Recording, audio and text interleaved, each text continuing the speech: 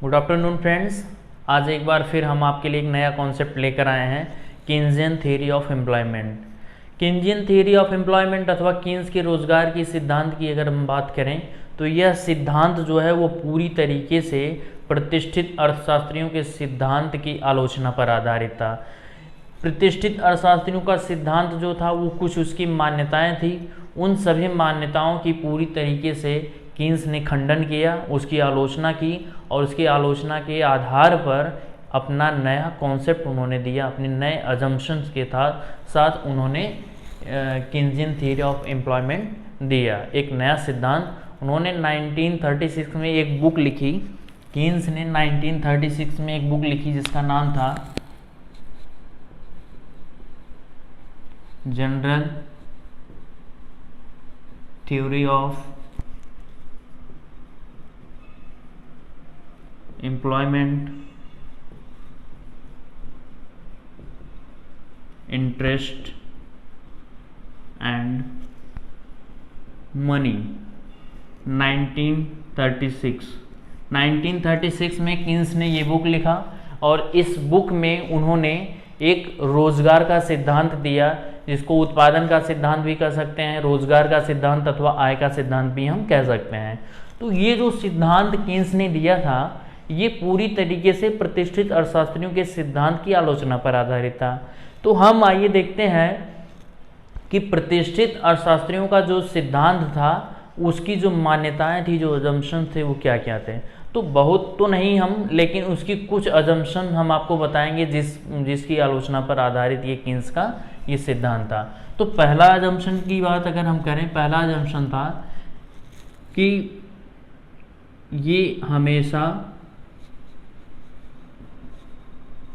Long run, जो भी प्रतिष्ठित सिद्धांत थे वो हमेशा लॉन्ग रन की परिकल्पना पर आधारित थे। उनका मानना था कि जो भी कुछ रिजल्ट आता है, जो भी कुछ अप्लाई होता है, जो भी कोई सिद्धांत इकॉनमी में लागू किए जाते हैं, उनका जो भी रिजल्ट आता है वो लॉन्ग रन में होता है। हमेशा वो एक दीर्घकालीन प्रोसेस के थ्रू अपना सिद्धांत देते थे।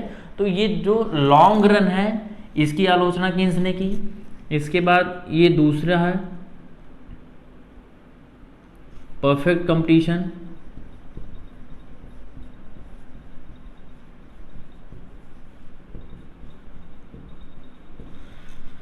परफेक्ट कंपटीशन यानी पूर्ण प्रतियोगिता। पूर्ण प्रतियोगिता की मान्यता पर जितने भी प्रतिष्ठित अर्थशास्त्री थे उन्होंने जितने भी सिद्धांत दिए वो सभी के सभी सिद्धांत परफेक्ट कंपटीशन यानी पूर्ण प्रतियोगिता पर आधारित थे। उनका मानना था कि चाहे वस्तु बाजार हो, चाहे साधन बाजार हो, चाहे वो कोई भी बाजार हो, उसमें जो भी कॉन्सेप्ट है वो पूर्ण प्रतियोगिता का कॉन्सेप्ट लागू होता है। वहाँ पर जो भी कीमत निर्धारित होती है वह मांग और पूर्ति की शक्तियों के माध्यम से वो कीमत निर्धारित होती है। तो ये पूर्ण प्रतियोगिता की मान्यता इनकी थी। तीसरा जो सबसे मोस्ट इम्पॉर्टेंट इनका अजम्पशन था वो था फुल एम्प्लॉयमेंट। फुल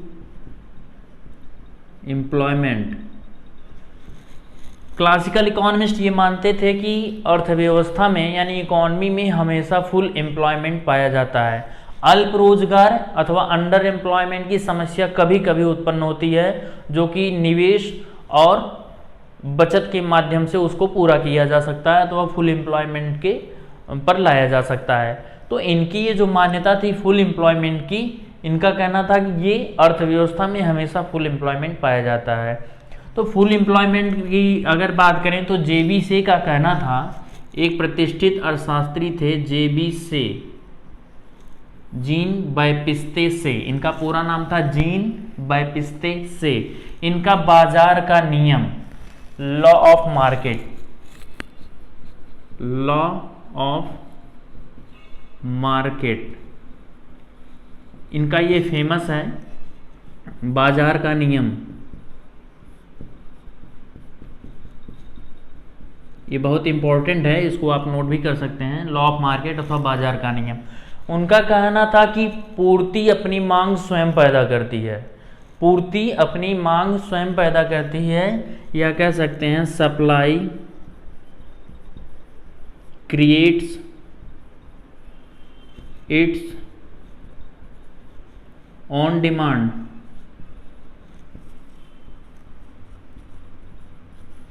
उनका कहना था कि supply creates it's on demand, पूर्ति अपनी मांग स्वयं पैदा करती है। यह कोट जो है कई बार एग्जाम में आया है कि supply creates it's on demand given by, या पूर्ति अपनी मांग स्वयं पैदा करती है।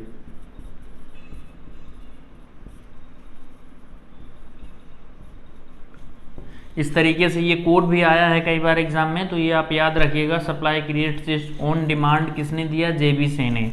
तो इनका कहना था कि जब पूर्ति अपनी मांग स्वयं पैदा करती है और पूर्ति में जितने साधन लगते हैं, पूर्ति में जितने साधन लगते हैं का मतलब है कि जो भी आउटपुट होता है उस आउटपुट के प्रोडक्शन में, यानी उस आउटपुट को बनाने में जो भी साधन लगते हैं, उनका मानना था कि 4 साधन लगते हैं।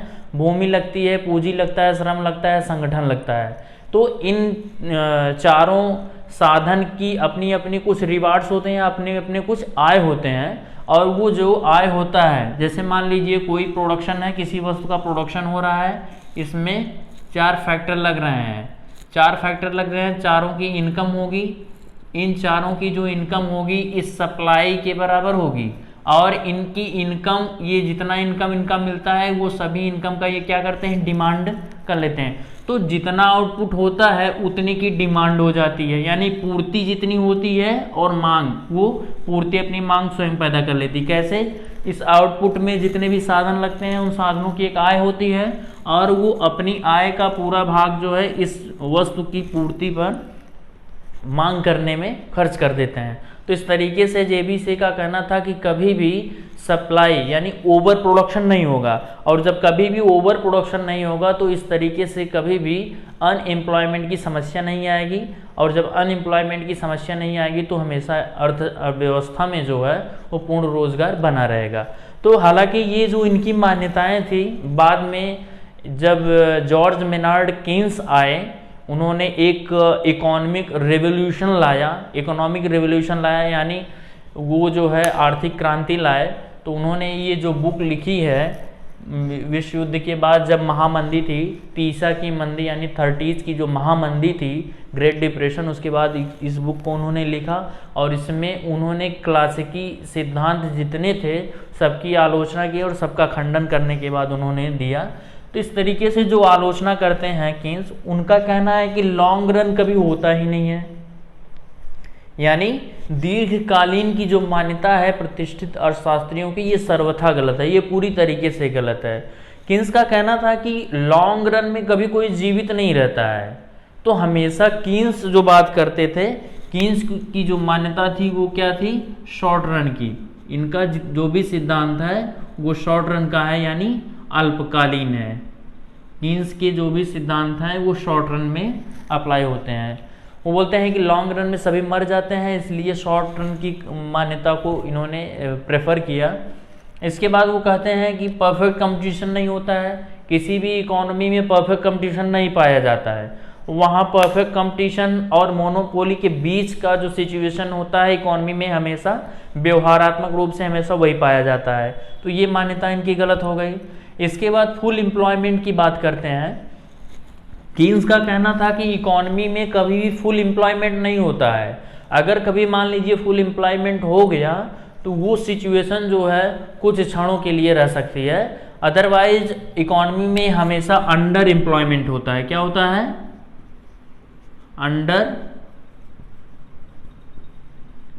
एम्प्लॉयमेंट, यानी हमेशा अल्प रोजगार होता है, कभी भी इकोनॉमी में पूर्ण रोजगार नहीं होता है। और एक चीज था, उन्होंने जेबी से का खंडन किया, जेबी से के बाजार नियम का उन्होंने खंडन किया। उन्होंने कहा कि पूर्ति अपनी मांग स्वयं नहीं पैदा करती है, उन्होंने जस्ट इसका उल्टा दिया। उनका कहना था कि मांग अपनी पूर्ति पैदा करती है, मांग अपनी पूर्ति स्वयं उत्पन्न करती है अथवा पैदा करती है।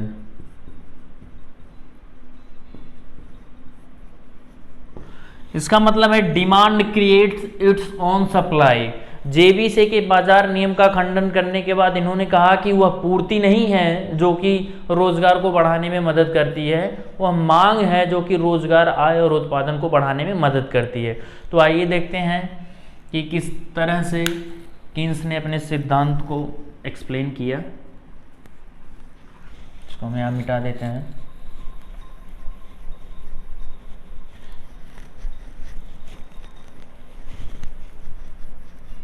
कीन्स का जो सिद्धांत था, उनका कहना था कि एक इफेक्टिव डिमांड होता है, इफेक्टिव डिमांड के माध्यम से आय, उत्पादन और रोजगार को बढ़ाया जा सकता है।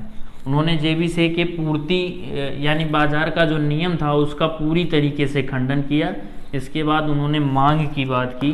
मांग ही एक ऐसा निर्धारक है जो कि आय और उत्पादन और रोजगार को बढ़ा सकता है। कीन्स का कहना था कि रोजगार और उत्पादन को बढ़ाने के लिए इफेक्टिव मांग जो है, यानी इफेक्टिव डिमांड या प्रभावपूर्ण मांग जो है, वही जो रोजगार, उत्पादन और आय का निर्धारक है। तो आइए देखते हैं कि इफेक्टिव डिमांड क्या है।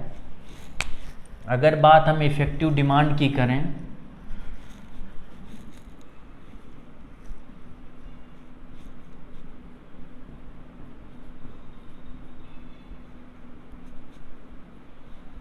इफेक्टिव डिमांड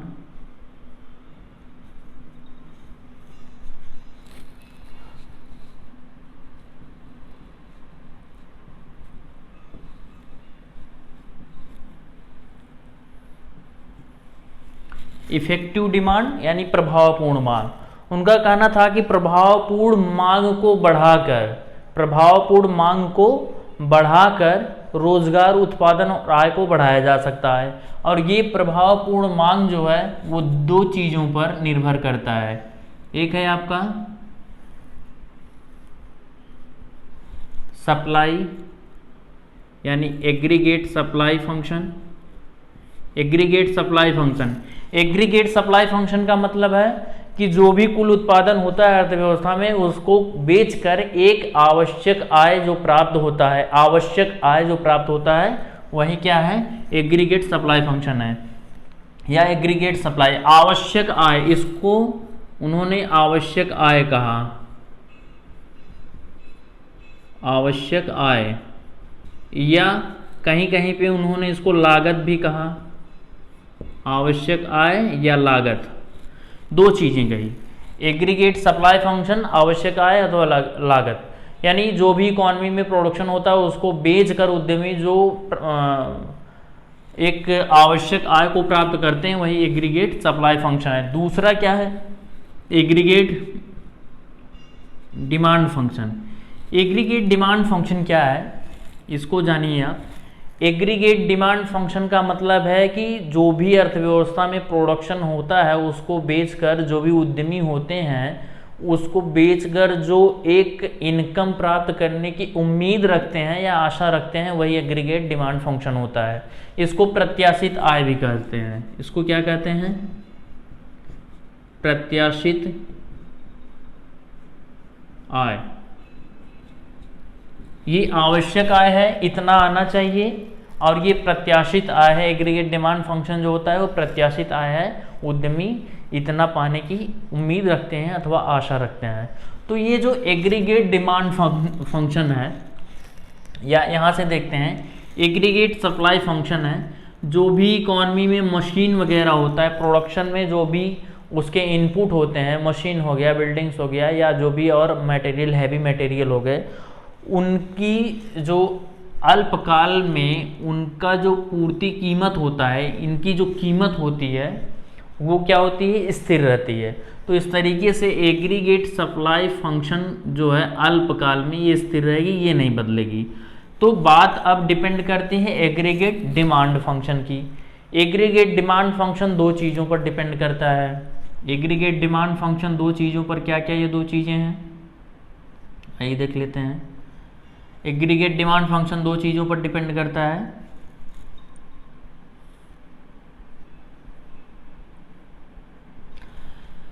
इकॉनमी में जो डिमांड होता है दो तरीके का होता है, एक कंजम्पशन के लिए डिमांड होता है और एक इन्वेस्टमेंट के लिए डिमांड होता है। एक कंजम्पशन के लिए डिमांड हो गया, मान लीजिए ये होता है सी, यानी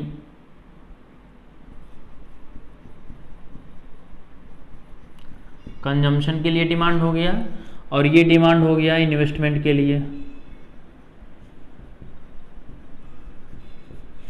दो तरीके से डिमांड होता है इकोनॉमी में, कंजम्पशन के लिए और एक इन्वेस्टमेंट के लिए।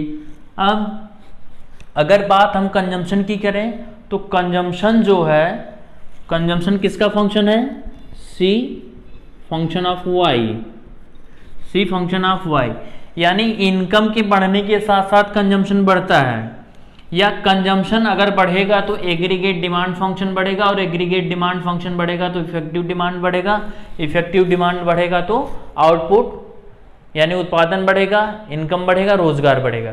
तो यहाँ पर अगर कंजम्पशन की बात हम करें तो कंजम्पशन, इनकम बढ़ने से कंजम्पशन बढ़ता है, लेकिन कंजम्पशन जितना इनकम बढ़ता है उतना नहीं बढ़ता है, उसका कुछ पार्ट जो है वो सेव कर लिया जाता है, क्योंकि एमपीसी जो है लेस देन 1 होती है, लेस देन 1 होती है, इसलिए पूरा का पूरा इनकम जो है वो कंजम्पशन के लिए खर्च नहीं किया जाता है, कुछ भाग बचा लिया जाता है।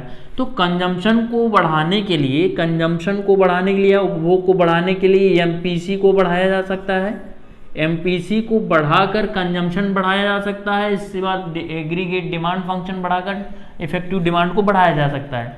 लेकिन चूंकि अल्पकाल में एमपीसी को नहीं बढ़ाया जा सकता है। क्यों नहीं बढ़ाया जा सकता है? इसके पीछे कुछ रीजन है। रीजन क्या है कि जो भी कंज्यूमर होते हैं उसके जो प्रेफरेंस होते हैं, यानी टेस्ट जो होता है, प्रेफरेंस जो होता है, हैबिट जो होता है, ये सारी चीज़ें, टेस्ट हो गया, प्रेफरेंस हो गया, हैबिट जो हो गया, ये सारी चीज़ें जो हैं वो शॉर्ट रन में चेंज नहीं की जा सकती हैं। शॉर्ट रन में अगर इनको नहीं चेंज किया जा सकता है तो एमपीसी को आप नहीं बढ़ा सकते हो या नहीं घटा सकते हो। तो जब एमपीसी को नहीं बढ़ा सकते तो कंजम्पशन नहीं बढ़ेगा। इस तरीके से ये जो है अल्पकाल में नहीं बढ़ाया जा सकता है, ये जो है वो हमेशा कांस्टेंट रहेगा शॉर्ट रन में। अब बात आती है इन्वेस्टमेंट की। इन्वेस्टमेंट की बात आती है, इन्वेस्टमेंट किसका फंक्शन है? इन्वेस्टमेंट को अगर हम देखें, इन्वेस्टमेंट है फंक्शन आर यानी रेट ऑफ इंटरेस्ट का, और ये होता है नेगेटिव। रेट ऑफ इंटरेस्ट बढ़ेगा तो इन्वेस्टमेंट घटेगा, रेट ऑफ इंटरेस्ट घटेगा तो इन्वेस्टमेंट बढ़ेगा। दूसरा है एमईसी। एमईसी, ई का मतलब क्या है? एमईसी, एमईसी का मतलब है marginal efficiency of capital, marginal efficiency of capital. तो इन्वेस्टमेंट को बढ़ाने के लिए क्या कर सकते हैं? या तो रेट ऑफ इंटरेस्ट कम होगा या फिर एमईसी, इन दोनों में से कोई चीज़ है। ये पॉजिटिव है, इसका जो रिलेशन है, अगर एमईसी बढ़ेगा तो इन्वेस्टमेंट बढ़ेगा, एमईसी घटेगा तो इन्वेस्टमेंट घटेगा। यानी एमईसी अगर ज़्यादा रहेगा तो इन्वेस्टमेंट अधिक होगा। MEC marginal efficiency of capital, यानी एक अतिरिक्त इकाई का पूंजी लगाने से, एक अतिरिक्त इकाई की पूंजी लगाने से जो एक अतिरिक्त उत्पादन में वृद्धि होती है वही एमईसी होती है। तो एमईसी बढ़ेगी तो इन्वेस्टमेंट बढ़ेगा। तो ये दो फैक्टर हैं, आइए देख लेते हैं इन दोनों फैक्टर्स में क्या क्या चीज़ें हैं। अगर हम रेट ऑफ इंटरेस्ट की बात करें, रेट ऑफ इंटरेस्ट की अगर बात करें तो रेट ऑफ इंटरेस्ट किसका फंक्शन है? रेट ऑफ इंटरेस्ट दो चीज़ों से निर्धारित होता है। रेट, वो क्या क्या चीज़ें हैं? वो हैं लिक्विडिटी प्रेफरेंस और मनी सप्लाई। लिक्विडिटी प्रेफरेंस और मनी सप्लाई, ये दो चीज़ें जो हैं रेट ऑफ इंटरेस्ट को डिक्लेयर करती हैं। तो मनी सप्लाई की बात अगर हम करें तो मनी सप्लाई जो है वो कांस्टेंट रहती है। अल्पकाल में मौद्रिक अधिकारी जो होते हैं, किसी देश की जो सेंट्रल बैंक होती है, वो अल्पकाल में मनी सप्लाई को कांस्टेंट कर देते हैं या वो एक निर्धारित कर देते हैं। तो अल्पकाल की अगर बात करते हैं तो मनी सप्लाई यहाँ पे कांस्टेंट रहेगी। अब लिक्विडिटी प्रेफरेंस की बात करते हैं। लिक्विडिटी प्रेफरेंस का मतलब है कि मुद्रा के लिए जो मांग है, तो कीन्स के अनुसार मुद्रा के लिए जो मांग है वो 3 तरीके की होती है। क्या क्या होती है? ट्रांजैक्शन डिमांड फॉर मनी,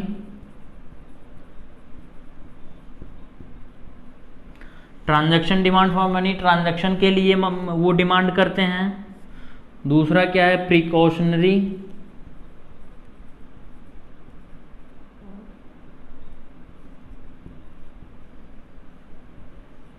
यानी प्रिकॉशनरी के लिए वो डिमांड करते हैं, जो भी मनी की डिमांड करते हैं वो प्रिकॉशनरी के लिए यानी सतर्कता के लिए वो करते हैं। और तीसरा जो मांग है वो है स्पेकुलेटिव,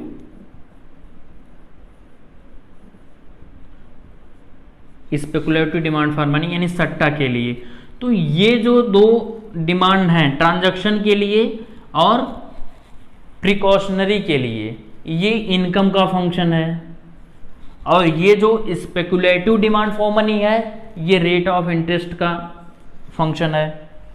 यानी रेट ऑफ इंटरेस्ट कम होगा तो स्पेकुलेटिव डिमांड फॉर मनी बढ़ेगी, रेट ऑफ इंटरेस्ट अगर बढ़ेगा तो स्पेकुलेटिव डिमांड फॉर मनी कम होगी। और ये दोनों ट्रांजैक्शन और प्रिकॉशनरी का जो है, ये इनकम अगर बढ़ेगा तो डिमांड बढ़ेगा, इनकम कम होगा, यानी इसका जो रिलेशन है वो पॉजिटिव है, इसका जो रिलेशन है वो नेगेटिव है। क्योंकि अल्पकाल में ये सारी चीज़ें चेंज नहीं हो सकती हैं, इसलिए इसको हम यहाँ पर छोड़ देते हैं। अब हम बात करते हैं MEC की। MEC की अगर हम बात करें तो MEC के भी दो निर्धारक होते हैं। MEC के भी दो निर्धारक होते हैं। पहला निर्धारक क्या है? सप्लाई प्राइस,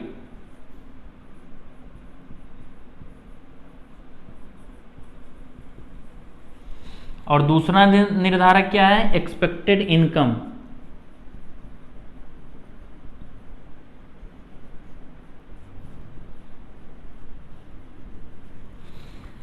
यानी जो भी पूंजी होती है या भी जो भी कैपिटल होता है, कैपिटल की एक सप्लाई प्राइस होती है।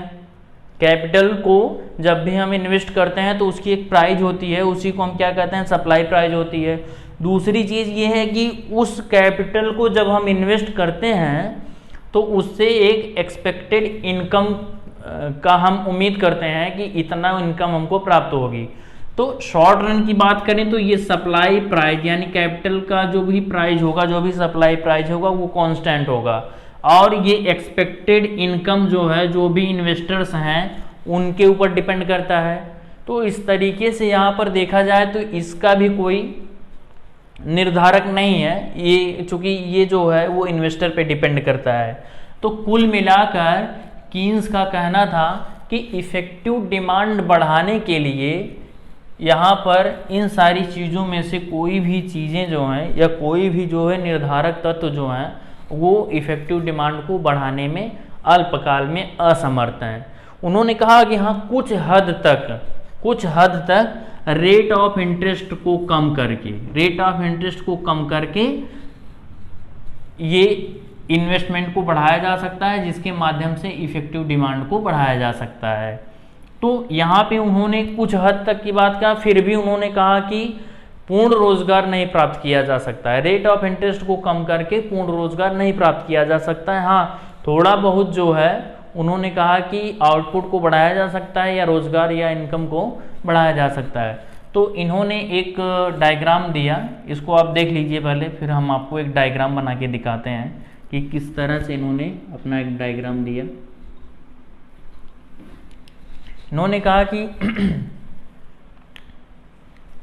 रेट ऑफ इंटरेस्ट को कम करके, यहाँ पर आप देखिए, रेट ऑफ इंटरेस्ट को कम करके इन्वेस्टमेंट को बढ़ाकर, इन्वेस्टमेंट को जब बढ़ाया जाएगा तो एग्रीगेट डिमांड बढ़ेगा, एग्रीगेट डिमांड जब बढ़ेगा तो इफेक्टिव डिमांड बढ़ेगा, इफेक्टिव डिमांड बढ़ेगा जब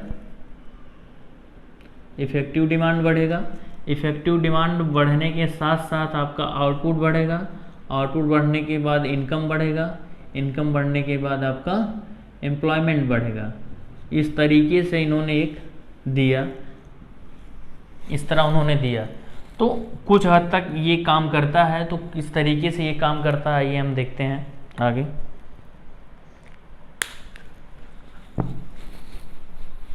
इस तरीके से आपने देखा यहाँ पर कि ये जो पूरा डायग्राम है किन्जियन थ्योरी ऑफ एम्प्लॉयमेंट का, ये जो पूरा डायग्राम है वो हमने 4 पार्ट में इसको बांटा है, A B C D, ये 4 पार्ट हैं।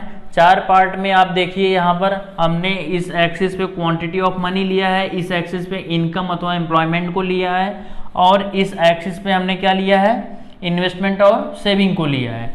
तो आप यहाँ पर देखिए पार्ट ए में अगर हम देखें तो डिमांड फॉर मनी अथवा क्वांटिटी ऑफ मनी और इनकम में जो रिलेशन है वो पॉजिटिव रिलेशन को दिखा रहा है, यानी इनकम बढ़ेगी तो डिमांड फॉर मनी अथवा क्वांटिटी ऑफ मनी बढ़ेगी। Y1 से डिमांड Y2 पर हो रही है, सॉरी Y1 से Y2 पर अगर इनकम हो रही है तो M2 से M1 पर इसकी डिमांड हो रही है। अब पार्ट बी में अगर आप देखिए, पार्ट बी में जो रिलेशन है वो L2 का रिलेशन क्या है, R से है, यानी रेट ऑफ इंटरेस्ट से जो रिलेशन है वो नेगेटिव रिलेशन है। रेट ऑफ इंटरेस्ट कम होगा तो डिमांड फॉर मनी बढ़ेगी। R2 से जब रेट ऑफ इंटरेस्ट कम होकर R1 पे आता है तो डिमांड M1 से बढ़कर M2 पर जाता है। तो यहाँ देखिए ये लिक्विडिटी ट्रैप है, इसके नीचे रेट ऑफ इंटरेस्ट नहीं जाएगा। अब आप यहाँ देखिए कि रेट ऑफ इंटरेस्ट को कम करने से किस तरीके से इनकम और रोजगार को कुछ हद तक बढ़ाया जा सकता है। जैसा कि किन्स ने कहा, रेट ऑफ इंटरेस्ट R2 से कम होकर R1 पर आई, मनी की जो डिमांड है, स्पेकुलेटिव मनी की डिमांड जो है M1 से M2 पर गई, और ये देखिए पहले जो इन्वेस्टमेंट था वो यहाँ पर था, इसको R2 और ये R1 आएगा।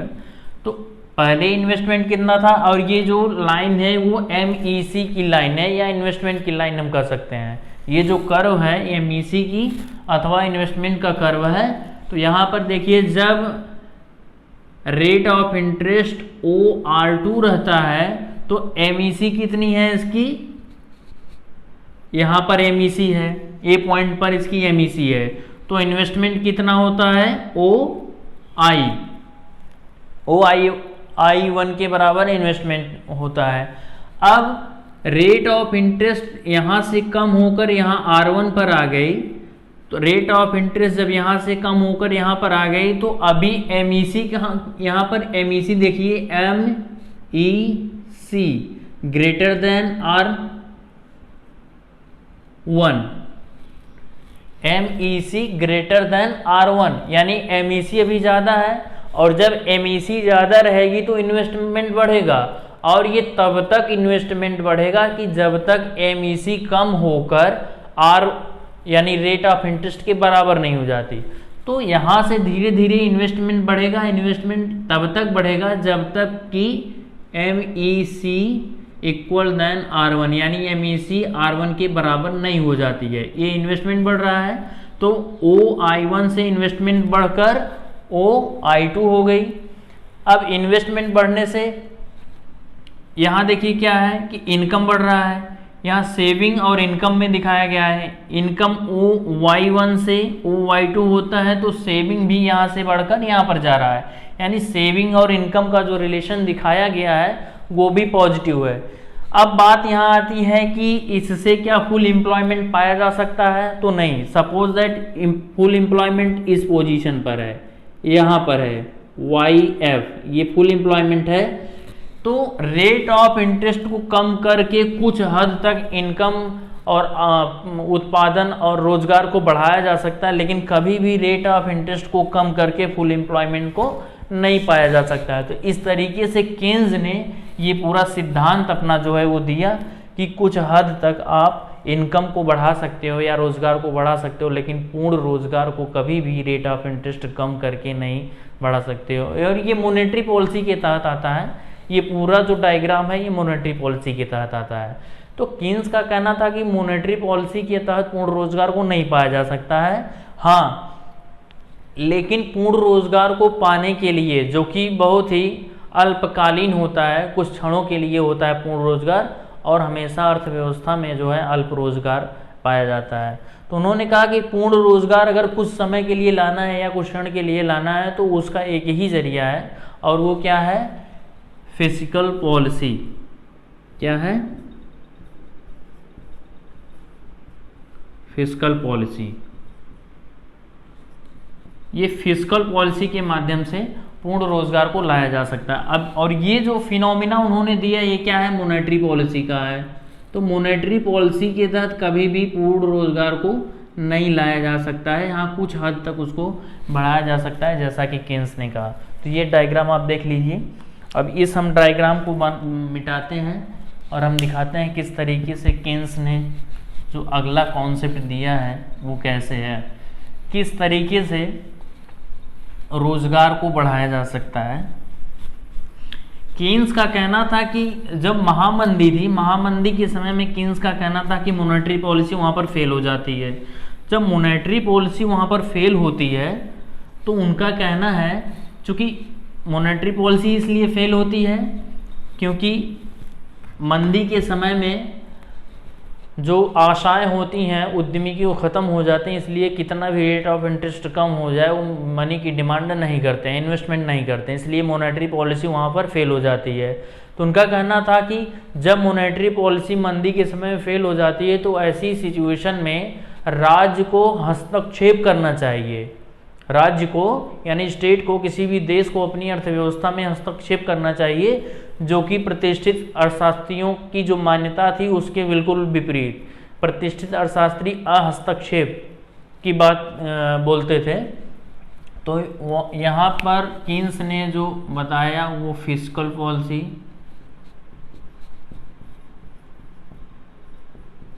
फिस्कल पॉलिसी के तहत, अब फिस्कल पॉलिसी के तहत उन्होंने जो दिया, उन्होंने कहा कि गवर्नमेंट एक्सपेंडिचर बढ़ाकर पूर्ण रोजगार को लाया जा सकता है। ये हो गया इनकम, यहाँ पे कंजम्पशन हो गया, इन्वेस्टमेंट हो गया, सेविंग हो गया, ये ओ हो गया।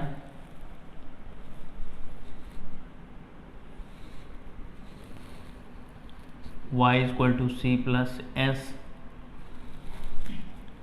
45 डिग्री,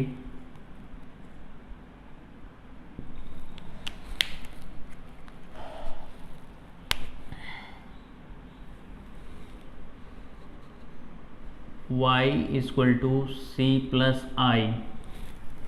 ये y equal to C plus I है, डिमांड कर्व है, और ये y equal to C plus S को सप्लाई कर्व कहा, और ये सप्लाई कर्व जो है वो 45 डिग्री पर जा रही है।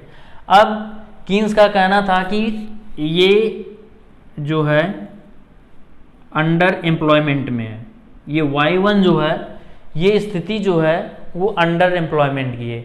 उन्होंने कहा कि मान लीजिए इधर कहीं पे फुल एम्प्लॉयमेंट होता है, तो इधर कहीं जब भी फुल एम्प्लॉयमेंट होता है तो उसको पाने के लिए मॉनेटरी पॉलिसी के तहत नहीं बल्कि फिस्कल पॉलिसी के तहत यानी गवर्नमेंट इंटरवेंशन के तहत उस फुल एम्प्लॉयमेंट को पाया जा सकता है या उस सिचुएशन को हम पा सकते हैं। तो उन्होंने कहा कि गवर्नमेंट एक्सपेंडिचर बढ़ाकर, ये हो गया y equal to C plus I plus G, ये जी है, यानी गवर्नमेंट एक्सपेंडिचर को बढ़ाकर, ये जो पार्ट है वो जी का है, गवर्नमेंट एक्सपेंडिचर जी को बढ़ाकर फुल एम्प्लॉयमेंट को पाया जा सकता है। सपोज दैट ये क्या है, वाई एफ है, ये वाई एफ है।